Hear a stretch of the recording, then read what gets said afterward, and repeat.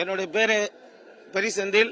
அகில பாரத இந்து மகாசபா வளர்ந்து வர மாண்புமிகு சின்னம்மா அவர்கள் தற்போது புதியதாக கட்சி துவங்கியுள்ளார்கள். அதற்கு என்னுடைய முதற்கண் வாழ்த்துக்களை தெரிவித்துக் கொள்கின்றேன். அம்மா அவர்கள் தற்போது புதியதாக கட்சி துவங்கி வெற்றிக்கான நாங்கள் அனைவரும் உறுதுணையாக இருப்போம்.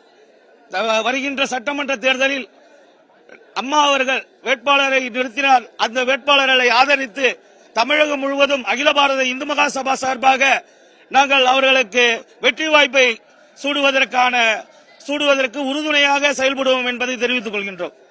ஆர் மனோஜ், சிறிய மாற்றம் பெரிய முன்னேற்ற கழகத்தின் துணை பொதுச் செயலாளர். இன்னைக்கு பாத்தீங்கன்னா புதுசா புரட்சி தாய் அவர்கள் ஒரு கட்சி ஆரம்பிச்சிருக்காங்க. மறுபடியும் இந்த தமிழகத்தில் அம்மாவின் ஆட்சி மலர வேண்டும் என்பதற்காக சிறிய மாற்றம் பெரிய முன்னேற்ற கழகத்தின் சார்பாக தலைமையின் வாயிலாக நாங்கள் இன்னைக்கு முழு ஆதரவு தெரிவிப்பதற்காக வந்திருக்கோம். கண்டிப்பாக தமிழகத்தில் ஒரு மாபெரும் மகத்துவமான ஒரு வெற்றியை கண்டிப்பாக மீட்டெடுப்போங்கிறத இந்த நேரத்தில் நாங்கள் தெரிவிச்சுக்கிறோம். இன்னைக்கு பாத்தீங்கன்னா நம்ம கட்சி சார்பாக முக்கிய நிர்வாகிகள் எல்லாமே புரட்சி தாய் சின்னம்மா அவர்களை சந்திச்சோம்.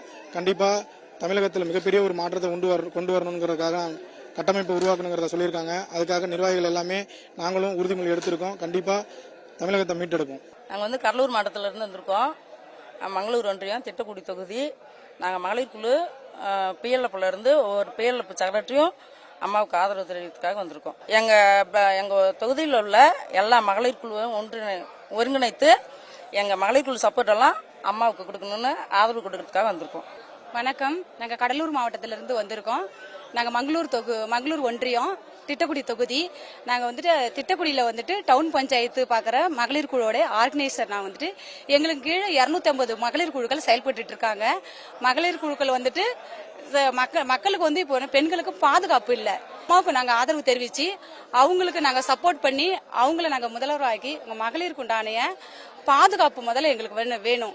அது அம்மா வந்தாதான் எங்களுக்கு அது நடக்கும் அப்படின்றத நம்பிக்கையோட இந்த இடத்துக்கு நாங்கள் வந்திருக்கோம். அது அம்மாவுக்கு முழுமையான சப்போர்ட் எங்கள் மகளிர் பெண்களை வச்சு நாங்கள் கண்டிப்பாக அதை நாங்கள் ஆதரவு கொடுத்து அம்மாவை நாங்கள் ஜெயிக்க வைப்போம். அந்த நம்பிக்கை கான்ஃபிடண்டா எங்களுக்கு இருக்கு.